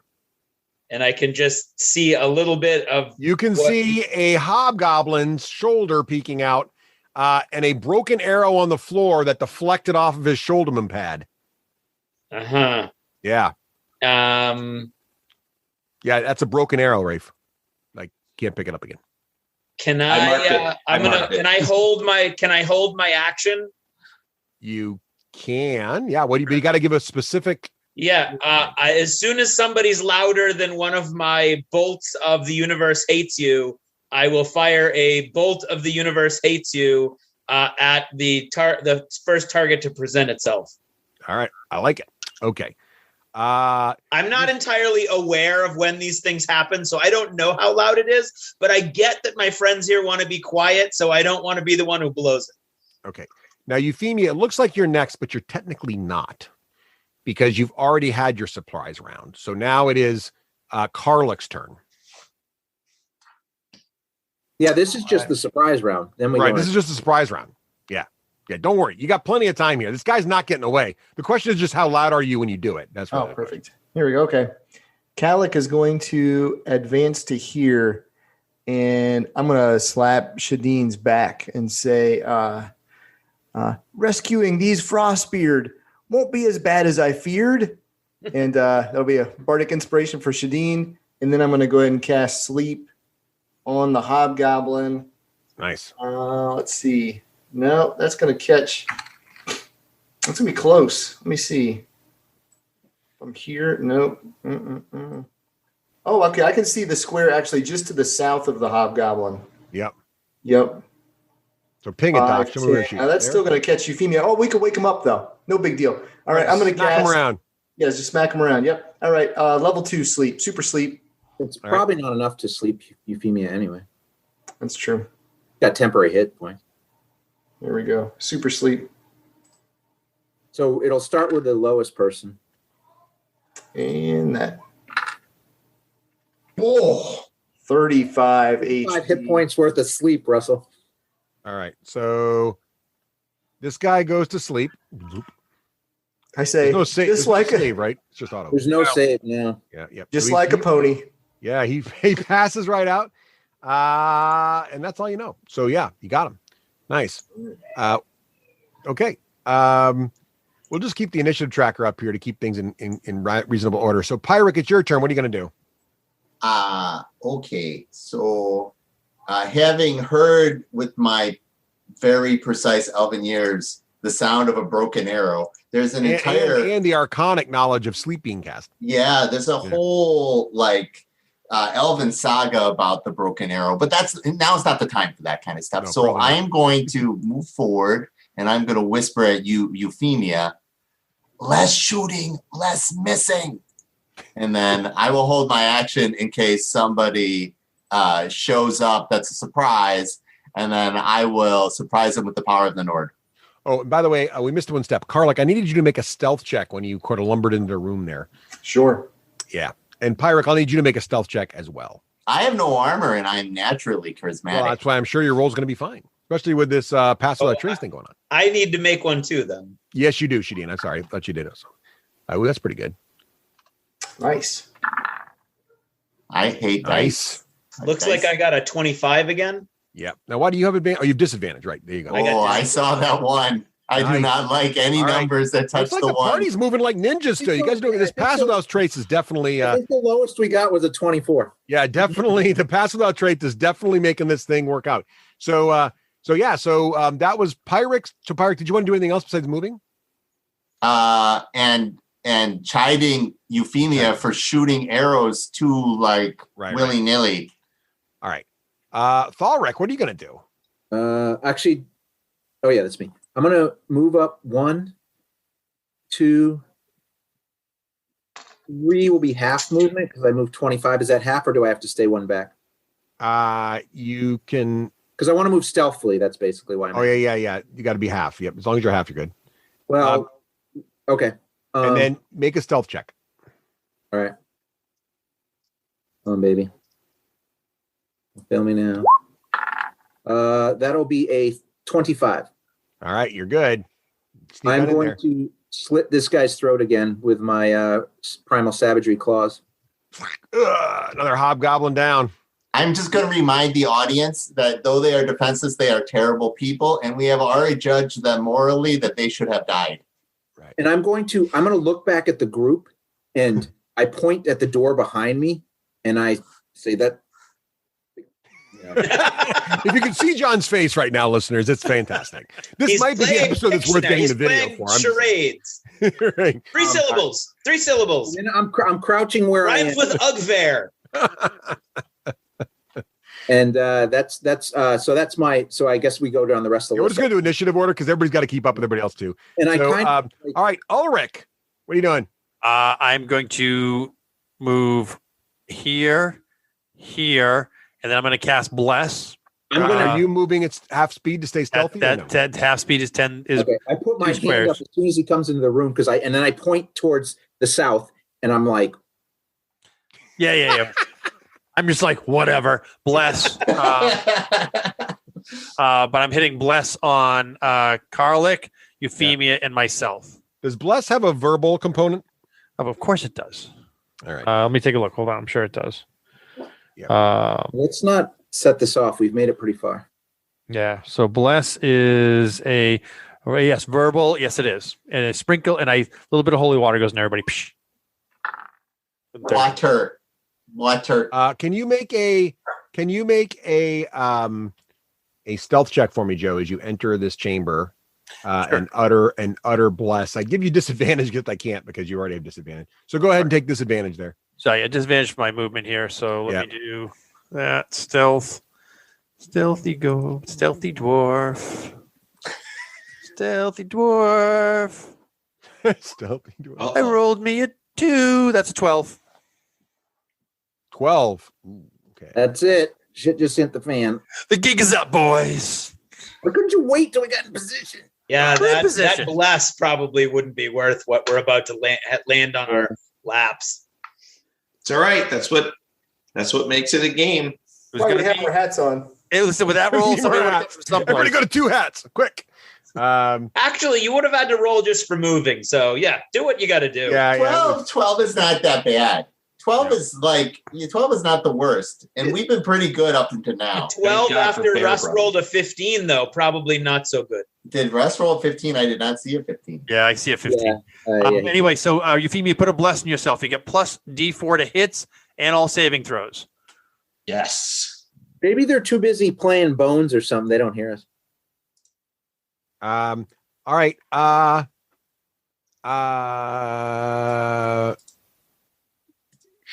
I need Thalrek because you're all being super sneaky and trying to listen for anything happening. I need Thalrek to make a perception check, and I need Shadeen to make a perception check.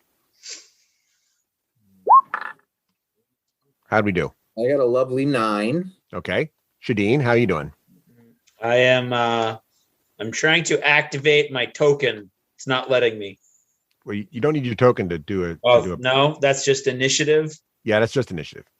All right. And what am I looking for? Perception? A D20. Yeah, perception check. Yep. How'd we do? 12. 12. Okay. All right. Let's see here. It's weird that it's those two. They're in such weird places. I know why. It's the lizard.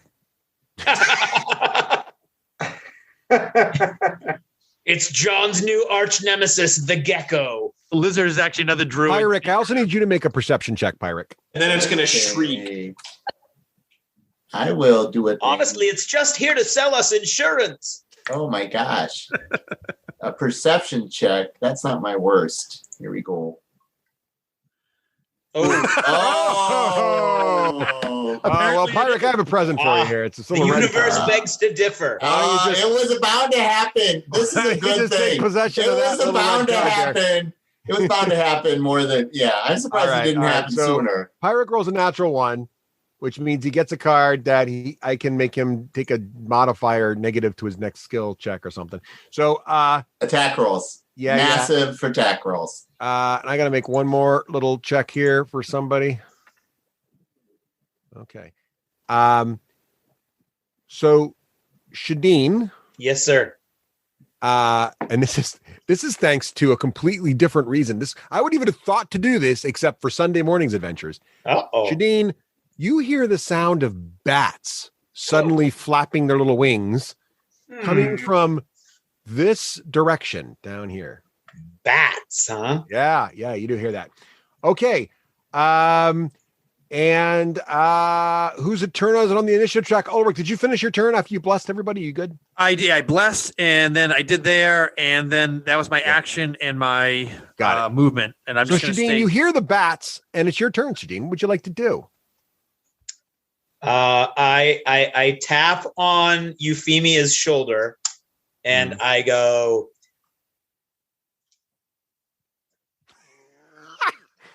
Craig is doing pantomime for, I'm thinking, vampire bats. Vampires. Oh, vampire bats. Oh, I see. Yes. Yeah, very nice. Okay. If he hadn't have made the wing sign, I would have gotten panicky thinking it was a spider. Yeah. I would have thought he was applying for a loan. So is it, what are you going to do, Shadeen, besides make your little gestures? Stick to the plan. Can I move through my friends here? Yes. Yeah, you can move through friendlies. Yeah. So I want to go 1, 2. Is that a different room I'm in now? Where are you going? I want to go past what's his name? You guys should really change your Zoom names here so your characters, because I know this isn't Joseph Skandarian. It says in the Zoom, but if you look on the map, it says. But I can't see it because he's in the dark. No matter where I move, I can't see his name. So, Craig, it looks like leftover. One handy trick is if you use the measuring tape, everybody sees it, so it gives you an arrow in a direction you can point. And there you go. So where are you trying to go? There? Yes, I'm trying to go there. So I'll move you there. Apparently, you can't walk through the wall. That's probably what's getting you in trouble. You have to also, move over for your namesake, all right, here you go. Look at roll 20. All our names are on roll 20. 5, 10, 15. Oh, you're right. Look at What's that. half your speed, Craig? 15. So if you're to go all the way there, I'm just going to give you a DMs 15 there. You can go there. So now you got to make I assume you're still being stealthy? Yeah. So go ahead and make a stealth check.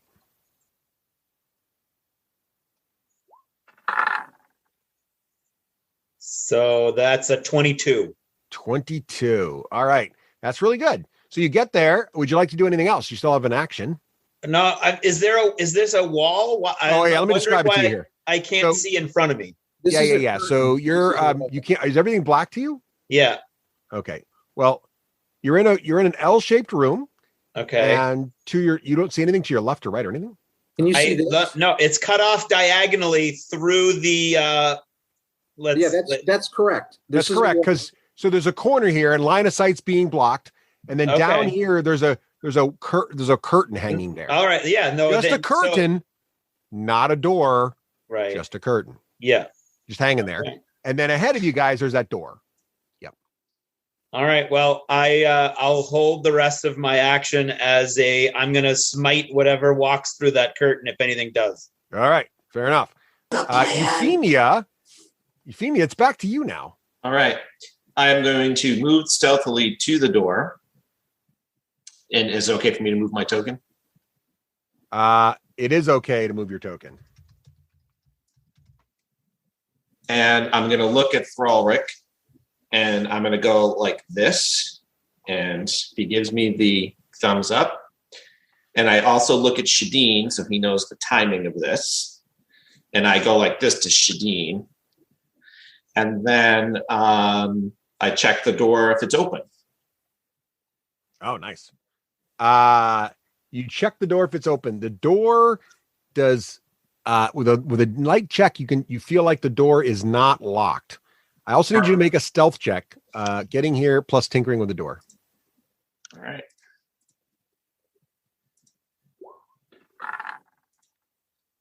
Uh, 24 total. All right. Yeah, you move really quietly, and the little halfling just checks the door, and you feel like if you were to, do the full thing, it would open right up for you. All right. I look at It's also a Frolic door that opens out. It'll be opening towards you. Okay, that's what I figured. I look at Frolic and I go like this or that. Got to really work on the sign language. I know what he's saying. He's holding one hand over the eye, and then he's making a little circular gesture. I know exactly what he's saying, and I said this. Right. Yeah. All right. I open it a granny's width. Okay. A granny's width and peek in. All right. You open it a granny's width and peek in. All right. You're going to see some things. I need you to make a, no, you're okay. You already made a really good stealth check. So you're going to peek in. Rafe, I'm not going to describe it to all of you, to everybody, to you completely. I'm just going to let you see what your figure sees and then bring you back out just for dramatic effect. But I think you'll get the picture when I show it to you. Okay. But if you have any questions for me, let me know. So you peek through. I'm just going to put your figure on this side and you see that. Do you see a bunch of interesting stuff? I do. Okay. I'm going to give you a second to absorb what you're looking at. Get out your pen and paper. Let me know when you feel like you've absorbed it. This is role playing to all of us. And then I'm going to bring you back. You ready? Don't forget, Euphemia, you get plus D4 to your stealth rolls too, right? Oh, yeah, that's right. Are you good? Yep. All right. So Euphemia peeks through the door, and what kind of expression appears in your face, Rafe? I look at Thrall, and is the map handy nearby? Like, does he have the map he drew? Oh, it was in the dirt.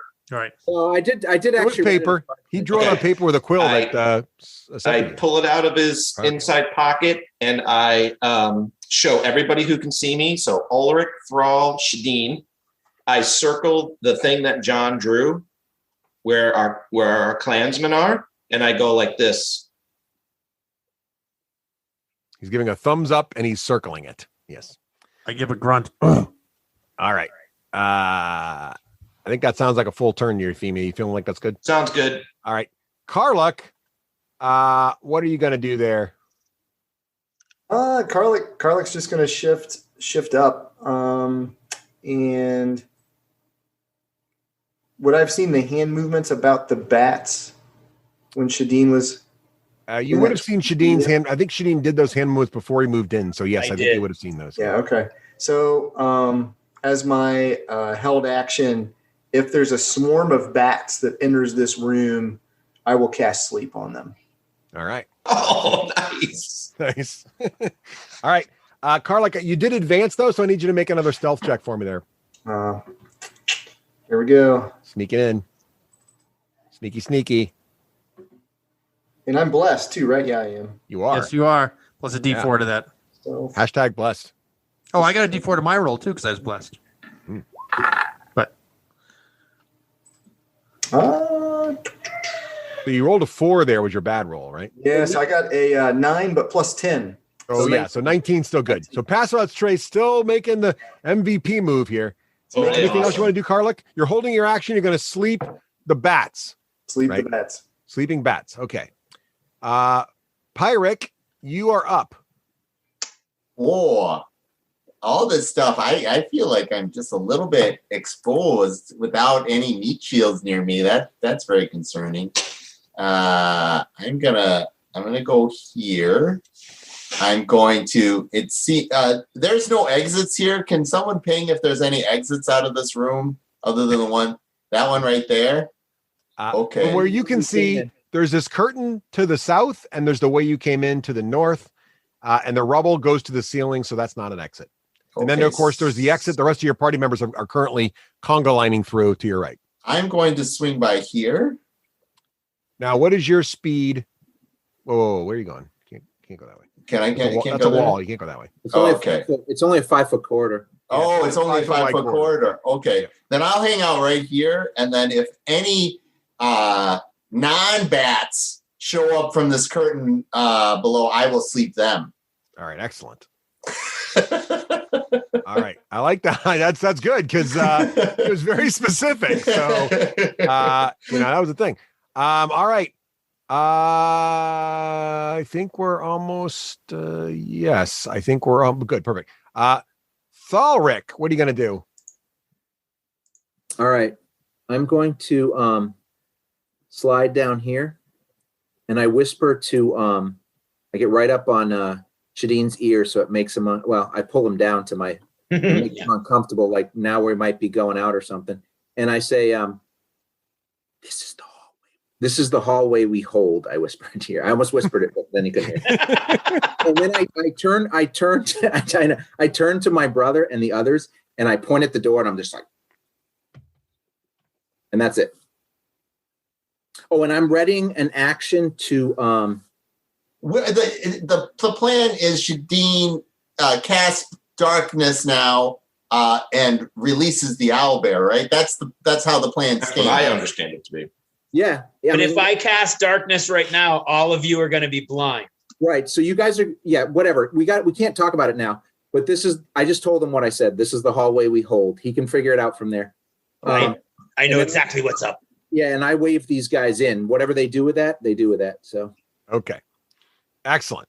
So Thalric is being good leaderly. Up to Ulrich.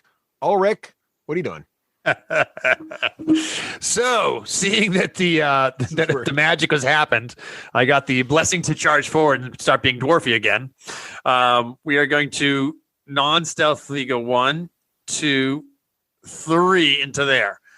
It's okay if I move in? Yeah, so you blast through the door. Is that what just happened there? Yeah, so I just did. Okay. All right. So Joe has not even stealthily, just like clank, clank, clank, walks right up, throws the door open, walks past the halfling, and walks right into this room. So I might as well describe it now. So let me just clear out the door. That is not what I thought the plan was. Well, I was.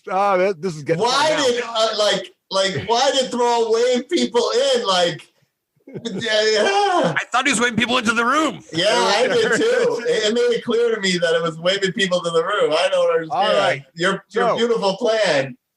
But we're fine. It's gonna be great. Glorious. Here's the situation.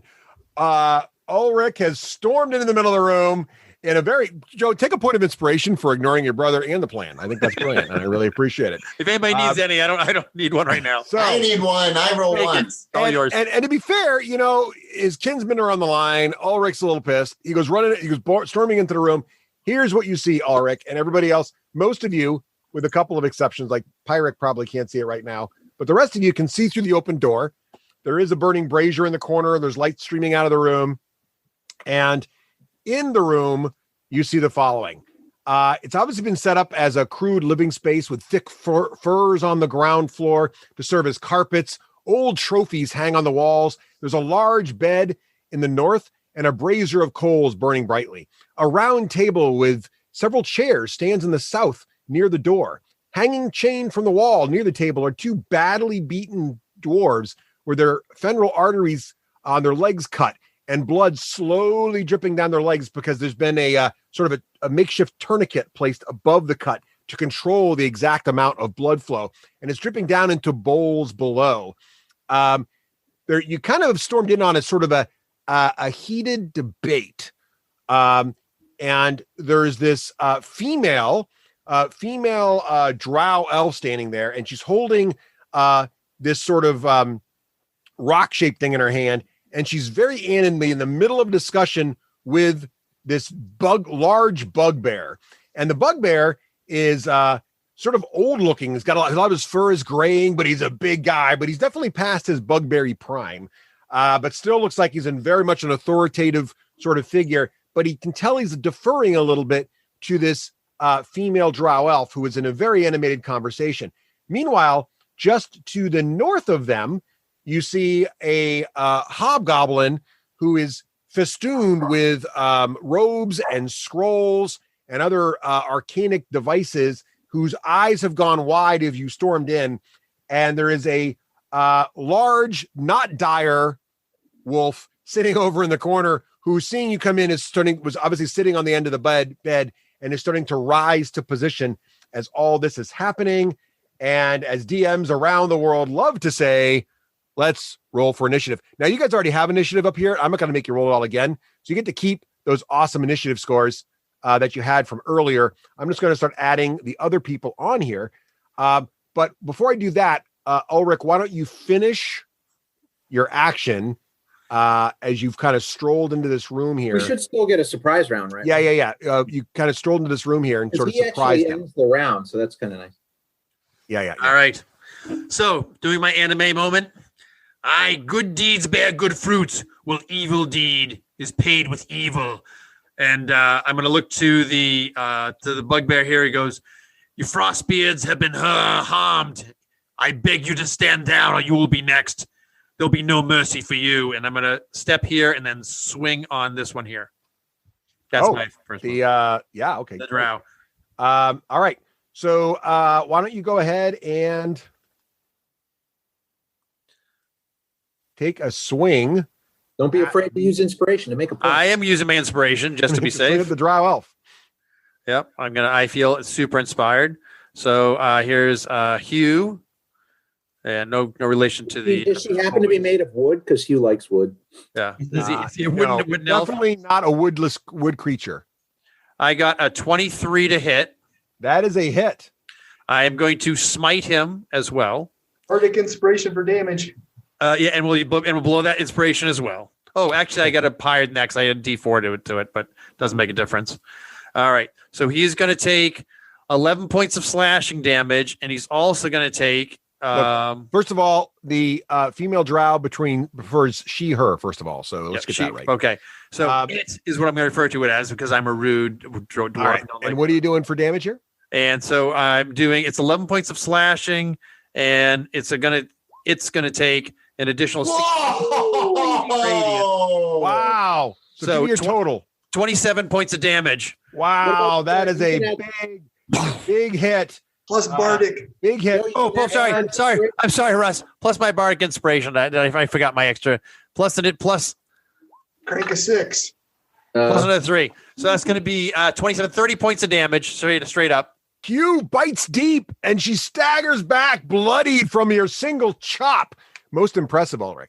I use intimidation on the bugbear. Don't be like her. All right. Why don't you make an intimidation check there? And I'll give you advantage because you did this, really, really mess up the drow lady. That's going to be a 9. Oh, plus a D4. Sorry. Hold on. That is going to be a 21.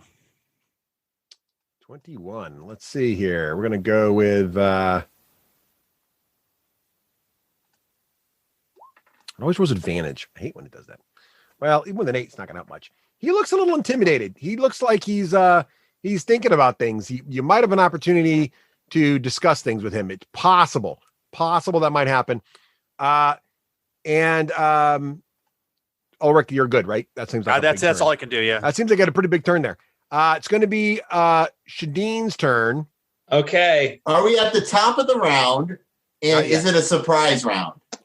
It is a surprise round, but we're going to keep going this way. So you're all going to get, there's complexity here that I can't quite reveal. Okay. But you're all going to get a surprise round on everybody you surprised. Because I love a cliffhanger. Yeah. Should we pause? Well, let's let Shadine go because Shadine is technically the end of the round. So why don't we let Shadine go? I'm at the top. No. Oh, you are at the top. Yeah, you're right. I messed that up. Yes, you are at the top. So why don't we pause here then with 5 minutes to spare as Ulrich has stormed into the room and slightly altering the plan, but I'm not sure how much really was altered. Let's be honest. Well, now that we're out of it, the problem is the plan was based on us going through the door up top and being separated from the heavy noise makers, and we couldn't do that. So we can still do the plan, but the big thing is to hold this corridor while you guys kick their ass. So. Right. And I half kicked the one ass. So it's a great pause point. So excellent moment. We're at the top of the next round. There is still one surprise round to go, except for Joe, because Joe has already spent his surprise round. So I'll make a little note of that in my little list. And that'll give me a chance to roll for initiative for like 50 people. So it'll be great. So is everybody good for next Monday? Absolutely. Yes, Awesome. I want to give massive props to Thrall for his spider bravery. Spider Thrall, and that was amazing. I want to give the big props to Ulrich for his plan, even though he ignored his own plan. That's sort of a thing. And Russ for making it super fun. Absolutely. Well, I just got to eat an entire bowl of popcorn for most of the session, so I enjoyed having the time to snack. Look at Salty. And also, I'm not sure anybody took any damage. Not a one. So the DM has to summarize again. Yeah. Man, I didn't even get a swing. That's just terrible. All right. Excellent. All right. Thanks, everyone. We'll catch you all next time.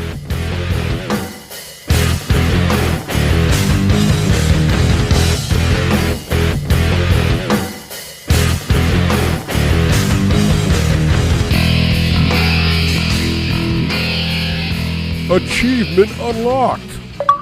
You've made it to the end of another D6 Generation episode, the podcast whose humor has universally been acclaimed as not too horrible. Please let us know what you thought of the show by emailing us at info@the d6generation.com. If for some inexplicable reason you actually enjoyed this show, you can help others find out about it by leaving positive reviews on iTunes. Thanks for listening and happy gaming.